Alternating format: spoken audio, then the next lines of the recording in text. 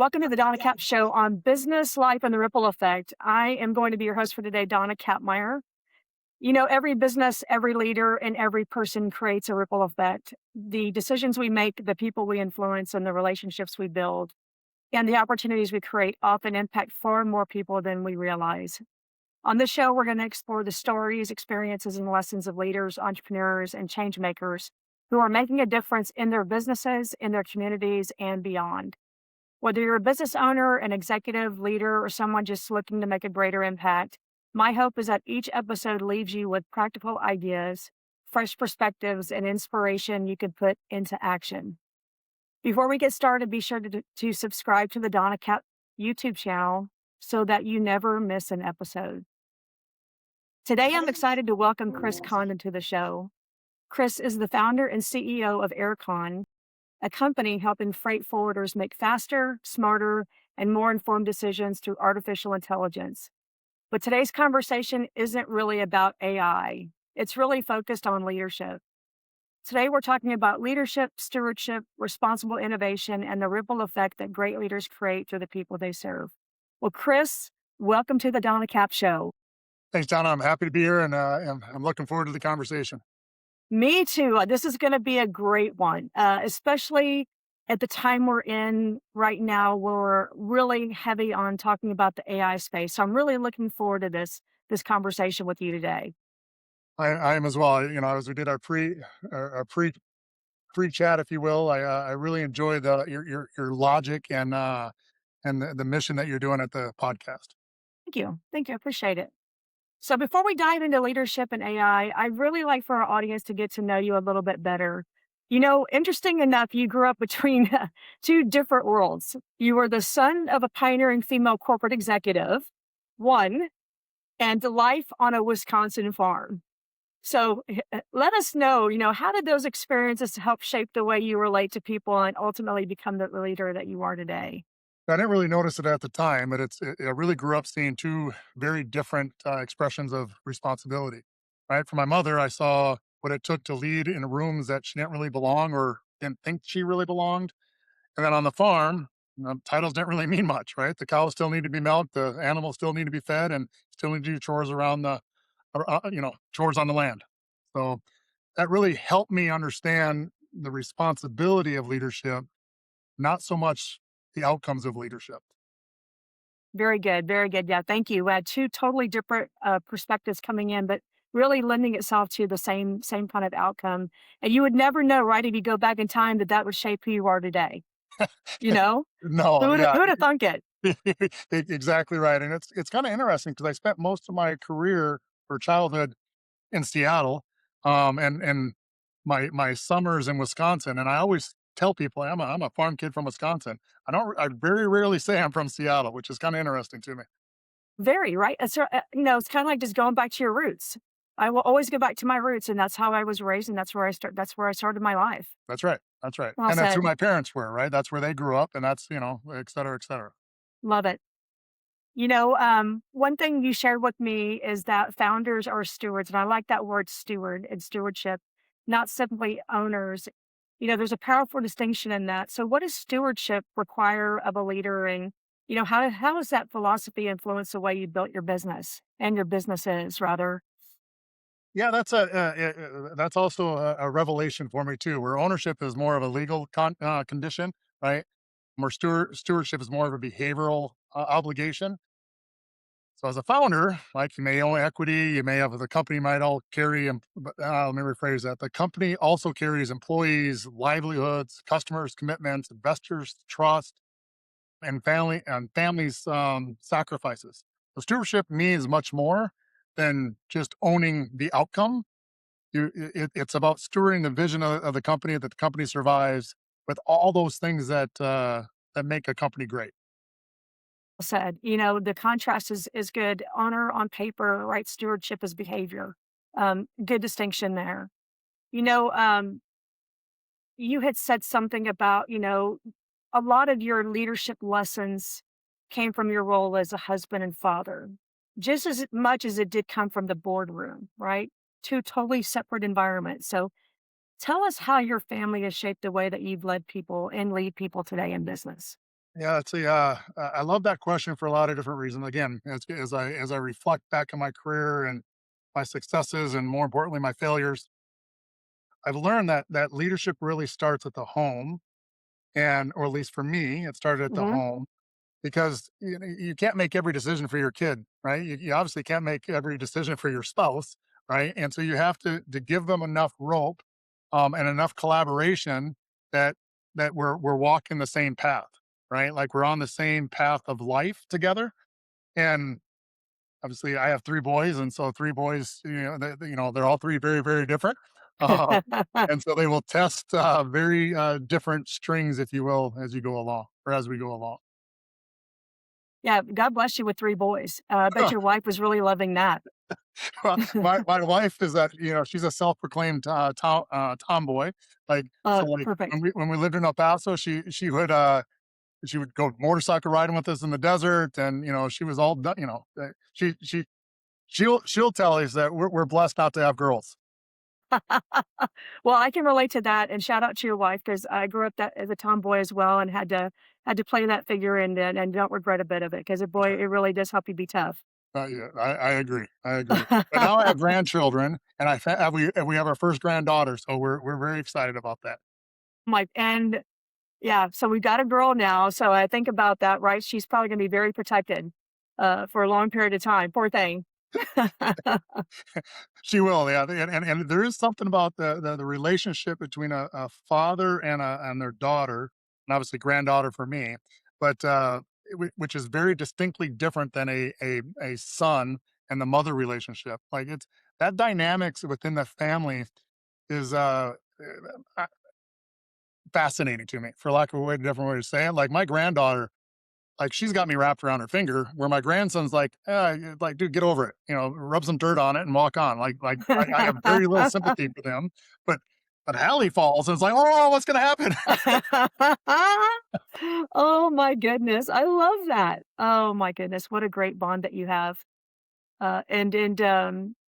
You know, life is very short and life is precious, and the fact that you're able to have that kind of that granddaughter in your world and she is wrapped around your finger, man, that's you can't get much better than that. You really can't. You really can't. Oh, It reminds us that, at least it reminds me, that what we do isn't as important about who we do life with.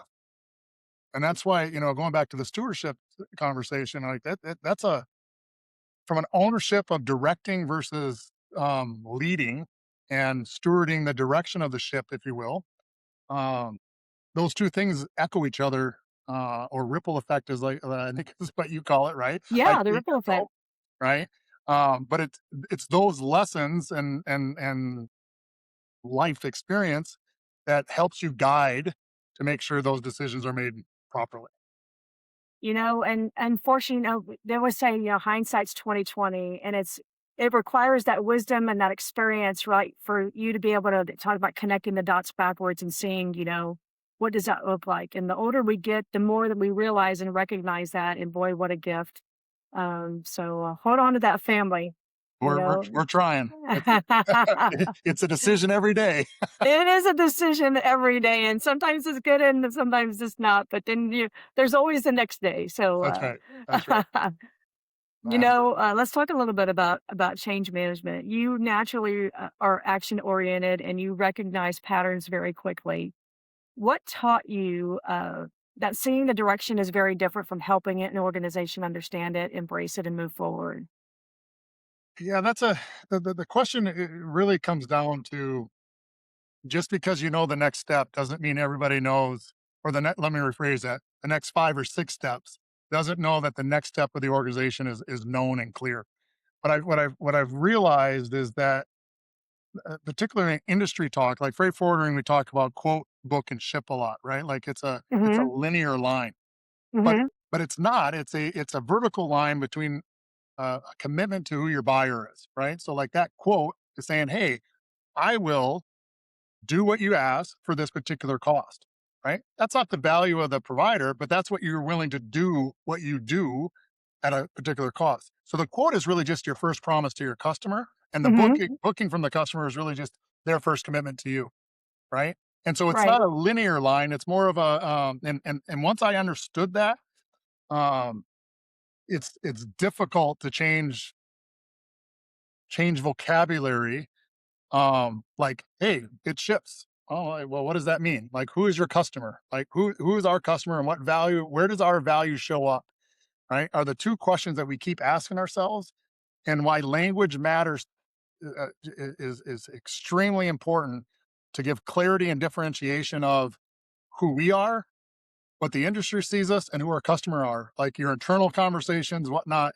And that I don't know how to say this in a wild way, but that has been such like eye opening for me. It's like understanding, hey, when this person says X, Y, or Z, they're really saying X, Y, and Z plus A, right? And then Yeah. and that's the challenge of alignment, right? That's the challenge. And I personally believe that you can only do that if you know the people and care enough about the people and what their incentives are, right? So you can obviously know from a business perspective, hey, this is what we're seeing in the industry. This is what we're seeing at a system level or an ecosystem level. But how does that? Where's the first domino? And that's not always aligned out of the gate. So well said. And what came to mind right away is the whole thing with communication, right? Is you have a sender and a receiver and a message. And the sender saying one thing, the receiver is interpreting something else because that message isn't always clear.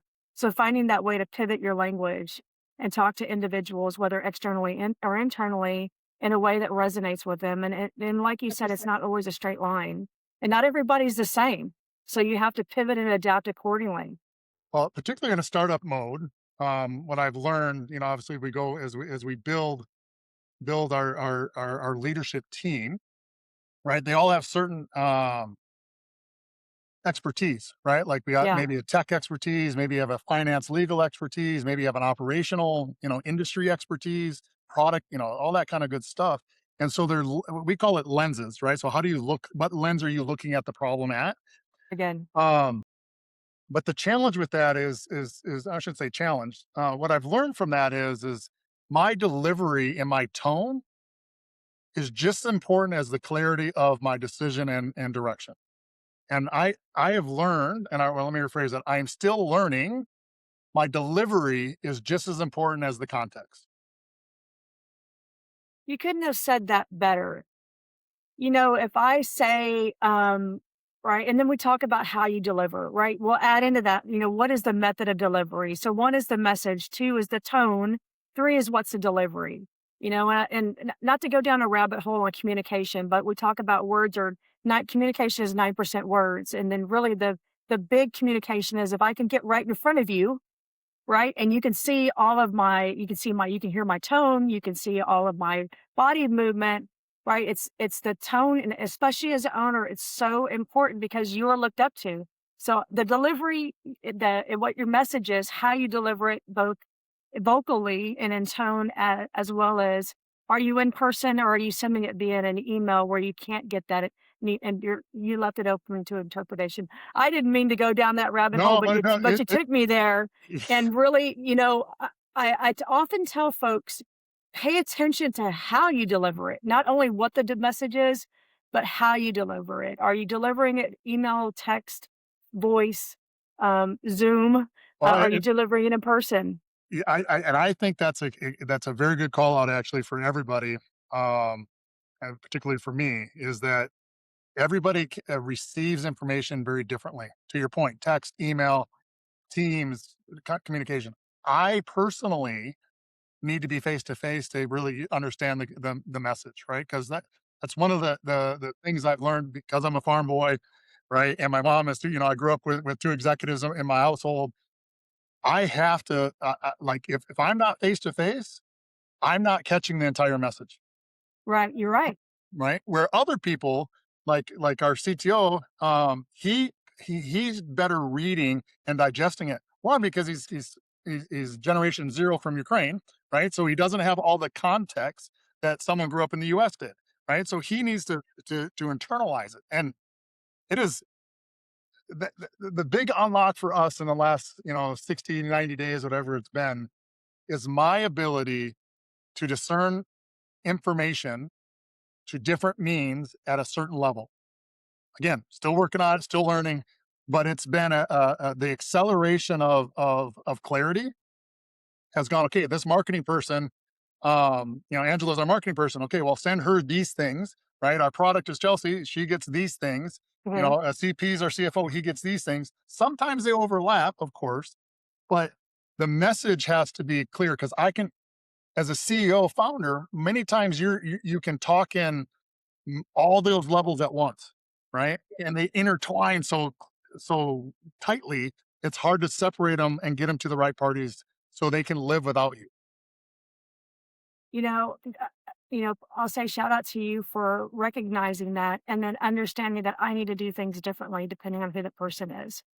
And so often as business owners and leaders, we think if we just provide one message that everybody's going to get it. And so you knowing that you need to pivot and modify and morph because you know who your team is. Boy, it just improves with communication. It helps with your team engagement and just makes you a better leader and a better organization. Agree, and again, still learning, right? It's a work in progress. I don't, there's no have all the answers for sure. But after one of our core meeting, and we call our leadership our core team, I got a text and it was a great call, affirmation, great leadership.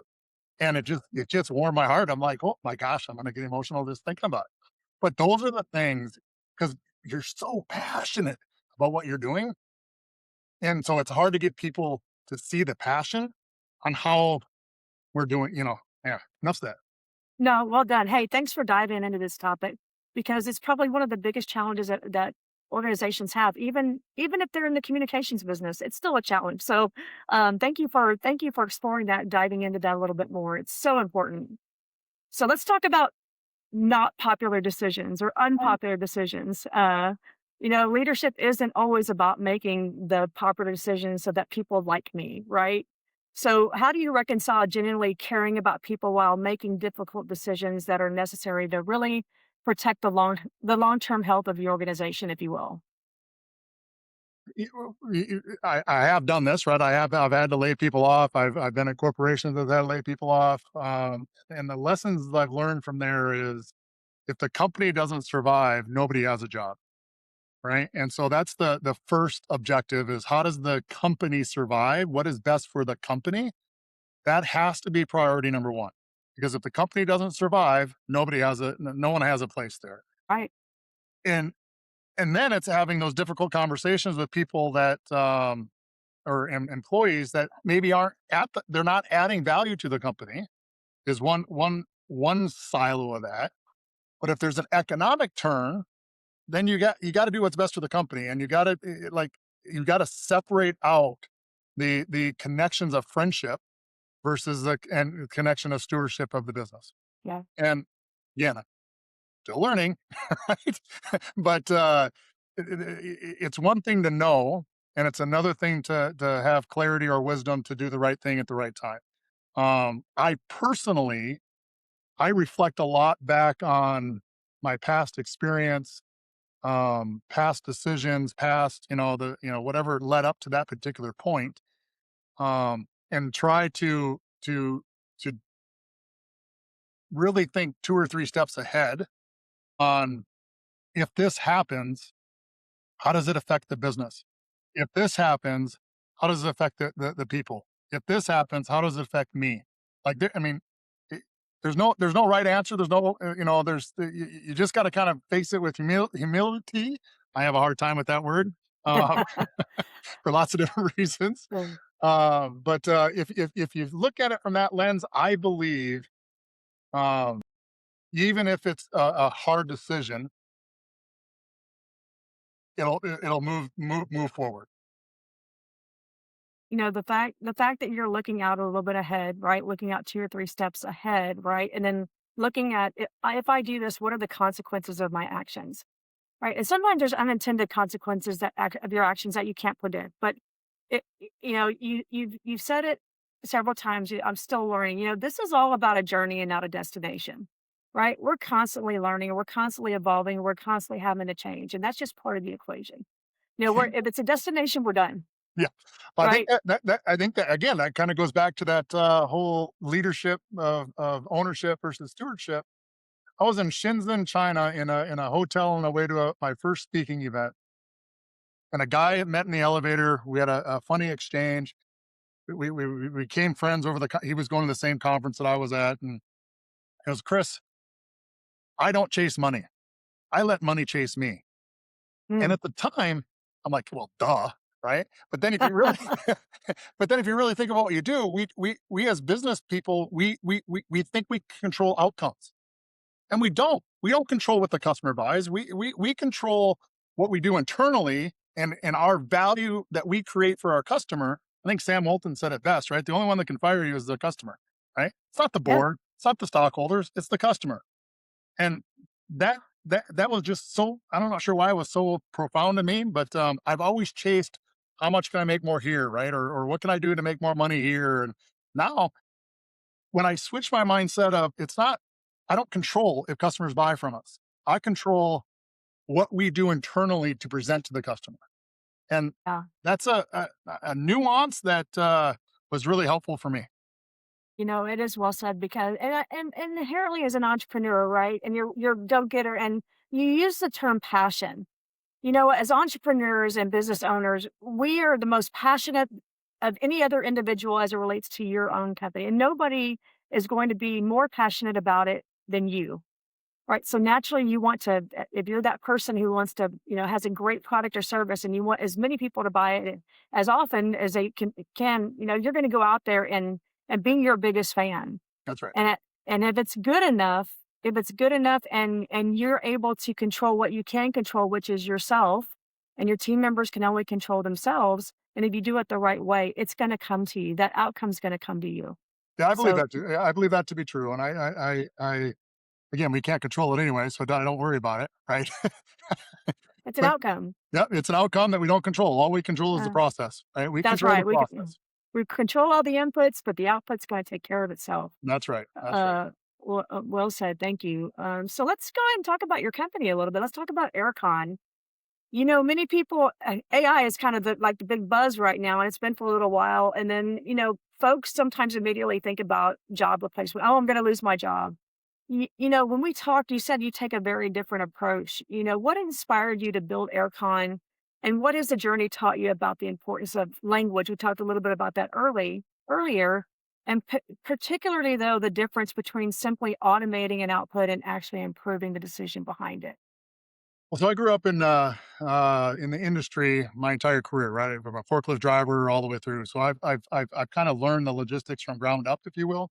Hmm. And we started Aircon as a tech-enabled wholesaler. Not to get too further into that because it's a long story, but the whole mission of Aircon in the beginning was to help people compete against these larger multinationals. Now we've Okay. changed that a little bit, right? Because we actually sell now to multinationals too. But the logic is if access to rates and access to capacity and access to providers, everybody has that now with the digitization. Um, those aren't unknowns, right? Those are known commodities. And so why are the industry struggling so much with those things? And that's really where the logic came from is how do we help the forwarder, particularly the small to medium sized freight forwarder, compete at scale? Okay. And that's really been kind of the unlock for us is with AI, it helps us get the input and we can do multiple things at once, right? And then the judgment happens with the next step, right? Once you present it to your customer, did the customer accept it? And do you want to accept it as a provider? Right. So we always keep the client in the loop, or the customer or human in the loop. But it's always been our mission to provide a intelligent system that elevates human capacity, not eliminate. So I think that misses the entire point of what AI is, or let me rephrase that: the power of what AI can do for you. Hmm. You know, uh, what I hear often, and I want to go back to that, replacing headcount. And AI can do so much, and if it and it creates that, I'm gonna say, it creates the fear factor, it creates a scarcity mindset. I don't wanna embrace it because I'm gonna lose my job. Let's look at the responsible side of it, building on what you just talked about.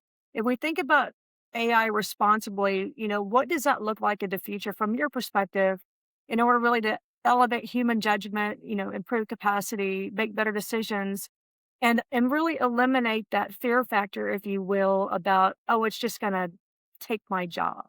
Yeah, my biggest my how do I say this? My biggest thought on this is that AI will eliminate waste, Yes. right? And it'll eliminate, like, again, from a freight forwarder perspective, they don't get paid to quote, right?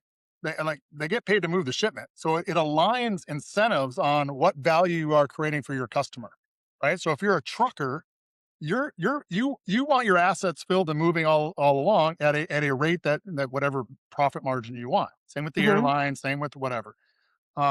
And then each part of that that supply chain, I actually call it the value chain, right? Yes. Because the supply chain is just the goods moving.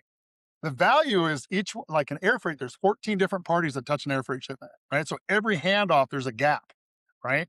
And so well, let me rephrase it. Most of the AI that is happening today in logistics is about automating those tasks once the commitment's already done. Okay. We believe that if we make the commitment better and more sound up front, that execution layer is smoother, right? Because you know what provider you're choosing. Well, that one didn't perform. Well, why didn't they perform? Was it because of, was it their fault? All these kind of things that you can now evaluate on your providers to help you make a better commitment, right? And so that's our thesis is that better commitments equals better execution because your promise of your quote actually matches your customer's expectations, legalities, regulations, all that stuff. You now can make an informed decision on what customers you want to do business with, what customers you don't want to do business with, which is just as important as winning business. I want to say a couple of things. So, one of the things you hit on is near and dear to me, and I like the way that you put the perspective of AI and values in the value chain and value stream is really utilizing AI to um, work on those non-value added activities which provide no value to the customer, and then let the human side of it handle the value added activities, right? So you create more predictable outcomes and a better experience for the customer. Yeah, one of the things I said in the that keeps coming back to me is the make the routine routine, Hmm. and when it's not routine, elevate it to the operator with more context, Yeah. right? So then they can make a better judgment at that particular time. So the human judgment cannot be removed from the process. It just can't. I interviewed a gentleman who owns a company called Plus One Robotics out of San Antonio. And he said that the reason why the company's called Plus One Robotics is because you have to have that human element, right? You can't replace it. Yeah, Plus One Y Robotics is a very good company.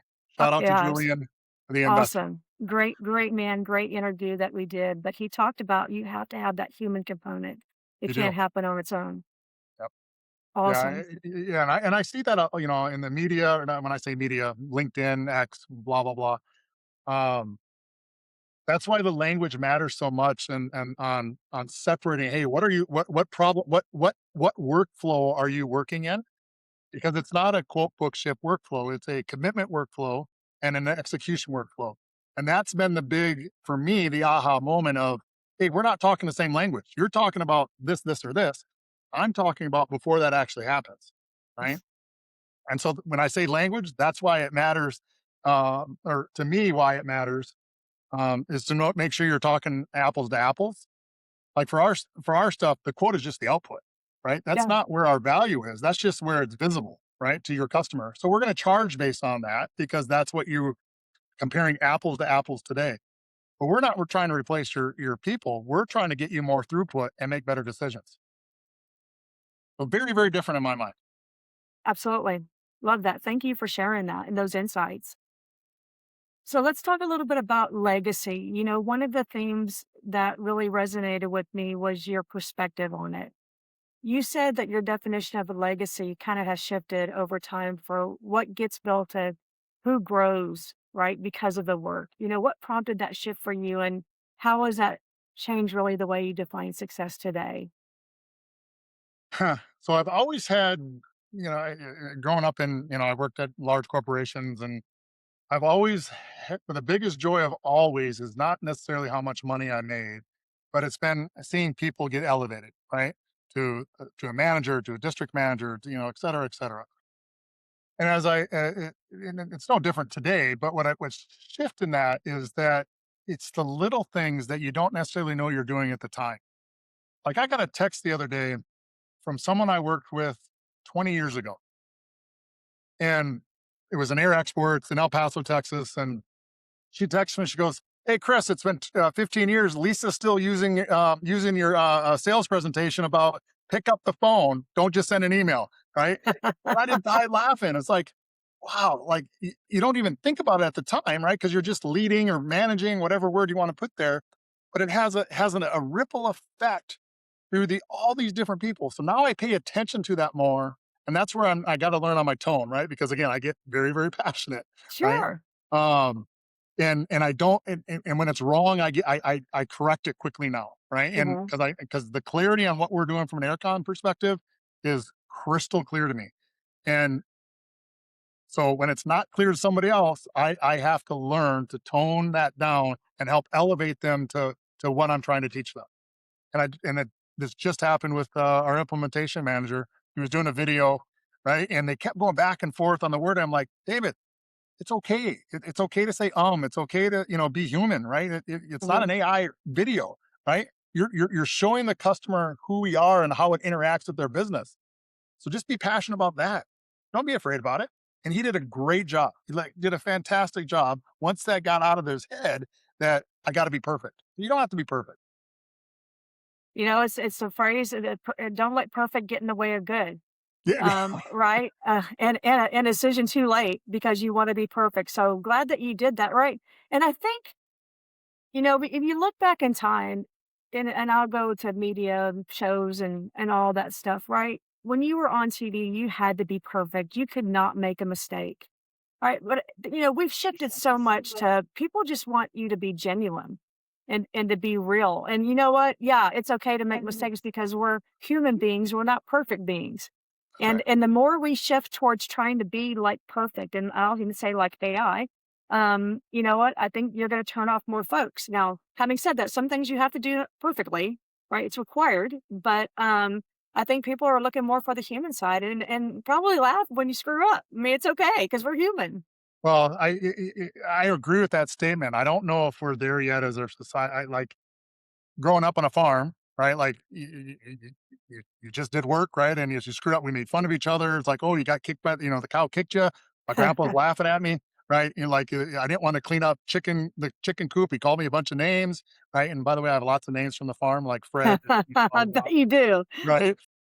But for me, that's helped me to to be able to absorb criticism and absorb feedback, right? Because I know who I am, right? And I know my worth. But what I think my challenge today is how to from a leadership perspective, not everybody sees that the same way, right? And not everybody absorbs um, correction the same way, right? And some needs more. Like some people need a pat on the back more. Yeah. And the struggle with me on, or not to say it's a struggle with me, but the what I've learned or I'm learning is that it's not always, again, back tone, but it's not always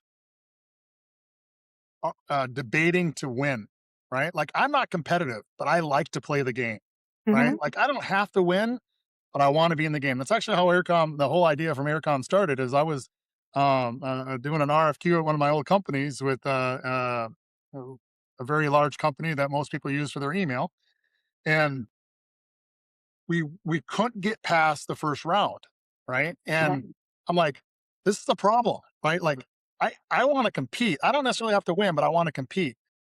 Where other and what I've learned is that some people like to compete and debate to try to win the argument. And I don't and I just thought that was like, normal for people to like, no, we're debating because we're trying to get a better idea. Right? Mhm. Like, have you thought of it this way? Have you thought of it this way? I'm processing what I'm seeing or hearing in my head, right? From an experience, what I'm hearing, from whatever. Are you hearing the same thing? And we as we become more polarized as a society, we become more less genuine. Yeah. We become more political. We become more those things. And I'm just too like I'm just gonna tell you, like I struggle with that, right? Like I'm not real political. I'm not. I mean, and I love politics. Don't get me wrong, but that's the passion that we have to learn to that tightrope as a leader, particularly in today's corporate world. It is. It's a tough. It is really, unfortunately, a tough situation that we're in. And I think if people just hold to who they genuinely are, and we we how's the right way to say it? This is right coming from my perspective. No matter where we're getting input from media, whether it's TV, whether it's radio, whether it's on your phone, right? It's a marketing deal, right? It's clicks, and what kind of messaging, what attracts the best kind of clicks is something that's negative. And if we can ignore that or see through it for what it is, right? And then just focus on what's reality for me right now. What's reality for me is that I'm sitting right here, right now, talking to an awesome individual who's very genuine, like myself. And if we can get more to that, like let's just what is reality That's right. is the space that you play in, and somehow try to filter out that stuff and not see it as it's the end all be all, if you will. I think we'd be in a much better place. Yeah, but I use it. It's kind of interesting. I agree with that wholeheartedly. But it's interesting because you can see the patterns over time, right? So it helps because politics are like whatever, but like you can if you overlay that to business, it's the same pattern, right? It's the same pattern of give and take. It's the same pattern of winners and losers, right? In terms of certain events, right? And so as we look through that lens, that helps me communicate better to other people. So if I understand your logic and the way that you think, I don't really, again, don't care what side of the aisle you're on or all that Yeah, kind of good stuff, right? But I like to talk about it because I want to get to know you, right? I want to get to know how you think. I don't care how you voted. I like to care about how you think. yeah. In the last couple of years, I've had to, or 10 years, whatever it's been, I have had to stop talking about politics um, because it just becomes polarized. But my point to that is get to know your people, right? Find a way to connect with your people has been the greatest asset of mine to be able to communicate a message more clearly. And you kept using the term lens, right? Everybody has a different lens. Hmm. And what you've been able to do is adapt, Yes. to every person. Here is your lens, and I want to understand what your lens looks like. And so I'm looking for the right one. So thanks for sharing. And that's probably one of the number one challenges in business is not understanding that. And people wonder why they have culture issues, right? Why they have high turnover is because they don't take the time to really understand who that person is, and they communicate with them in a way that they want to be communicated with. That goes back to again kind of the revelations I've had where it's I used to do if I couldn't get someone to help me to do it, I would just do it myself, right? Yeah. Because I could do it Yeah. faster, quicker, whatever. Of course. But now I slow down and I do less work and I do much more time evaluating the team. And it's been interesting to see my change and the way that I communicate as we unite in line, the executive team. I want to throw in you saying that, we talk about the cycle of a business where the owner's true responsibility is take care of the employees. The employee's responsibility is take care of the customers. The customer's responsibility to take care of the company, if you will, right, by buying, and then the company will take care of that owner. And if you are able to focus on that piece of it where my focal point is on the employees, and let them take care of the customers. And, when I hear the comment, 80% might be good enough. They're not going to do it exactly like you do it, and they're probably not going to have as much passion as you have. But if you can focus on that and what you're doing and not, being that person who's always going to be doing the work, right? Because I can do it faster and I can do it better, whatever that is. That's going to make you more successful. So well done. Oh, well, again, still learning, right? So, Yeah. but it has been a weight off my shoulders, right? From a standpoint of stress and those things of knowing again what I can control, what I don't control, and I can only control me and my behavior, right? Beautiful. And again, still learning, still cracks in the armor, if you will, but still moving forward. It's all part of it. That's right. It's all That's right. part of it. The theme of the show, of course, is the business life and the ripple effect and the ripple effect that people have. When you think about your family, your team, and the companies that you've helped build, what do you hope continues to in people's language? Talked a lot about languaging, in their language, behavior, and leadership long after you're no longer in the room, if you will. Our purpose. Right. My purpose is probably why are we doing what we're doing? We have a distinct purpose and mission here at AirCon, and it's the same in my family life. It's the same in how I deal with my all my friends and loved ones around around the world now. Um, it's it's not a transaction, right? It's not a one to one. Hey, no, in fact, I just commented on LinkedIn today about it said speed to quote has a better chance of winning the shipment. And I responded to their comment. I'm like, yeah, you might win the shipment, but if you commit to it and you deliver, you win a customer. And those are very Beautiful. distinct, um, very different workflows, right? I don't know how to say it in a different way. Well, it's a transactional side versus a relationship side. Right? A transaction, and there's no human element to it. The way you said that beautifully. Wow, I love that. Because as I told you before we started this, I'm a little nervous today for some reason. I'm not sure quite why. Might because I have a board meeting this afternoon. Maybe that's it. And so I'm trying to keep your mind off that board meeting. It's still Yeah, a I little ways appreciate that. away. One more final question for you. If every business owner listening today could adopt one mindset or one leadership principle that has had the greatest impact on you in your journey, what would encourage them to start practicing that one thing tomorrow? And what would that be? Ask better questions, ask better questions, and ask better questions. For us, it's who is our customer and who is our customer's customer and where does our value show up? That's the every conversation that I deal with now or I have, I'm asking those questions, right? Like who are we not just selling to, but who are we committing to? And what are they committing to us? Because again, a transaction is a transaction, but Yeah, we need to have clarity on what we are committed to and what they're committed to us, and then we got to perform.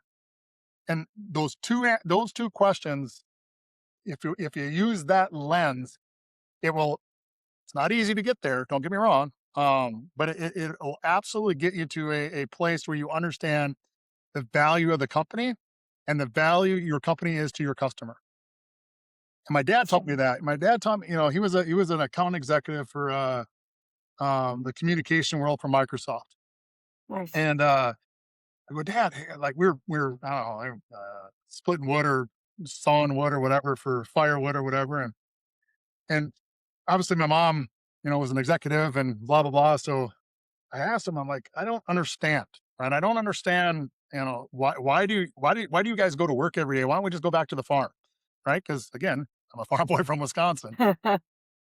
And he goes, Chris, if you, and I'm not sure if he said my name or whatever, but the main message was make sure you know the value of you to your company.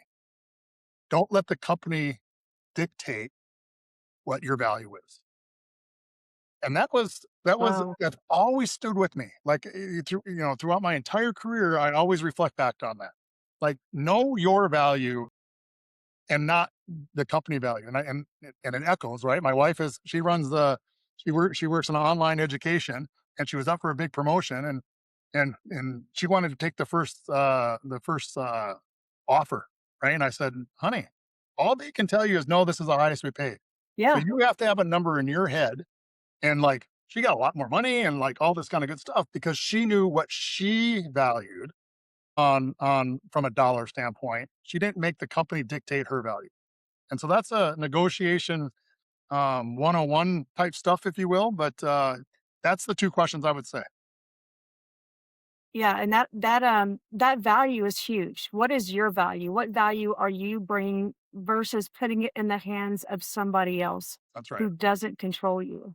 That's right. And being confident in that, being confident in what your value is. And I want to add to that, my daughter just got a new just got hired with a new company, and she was going to she's questioning the just what your wife talked about is questioning the money, and she asked for more money, and I said the worst thing that they can do is tell you no. That's right.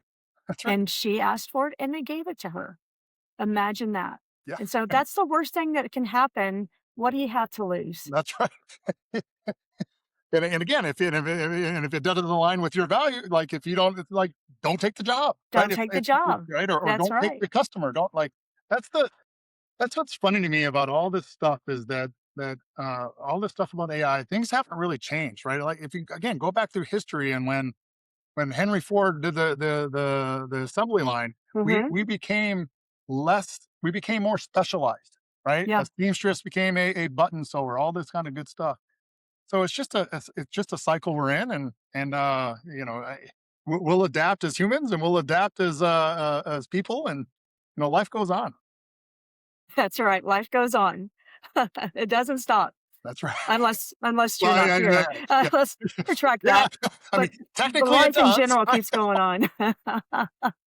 Well, Chris, thank you so much for joining me today and sharing your insights. Whether you're leading a family, a team, or an entire organization, every decision we make creates a ripple for real. As we heard today from Chris, leadership is about stewardship, investing in people and making thoughtful decisions and leaving others better because we were part of their journey. It's that whole legacy and the impact. To everyone listening today, I hope the conversation inspired you to think differently and to lead intentionally and to take one action that creates a positive ripple in your own business, life, and community. If you enjoyed this episode, please take a moment to like and subscribe and share it with someone who would benefit from today's conversation. Chris, thank you so much for joining us today. Donna, I really appreciate it, and I really appreciated the candor. You bet. This was fun. And I knew it would be. I knew it would be fun.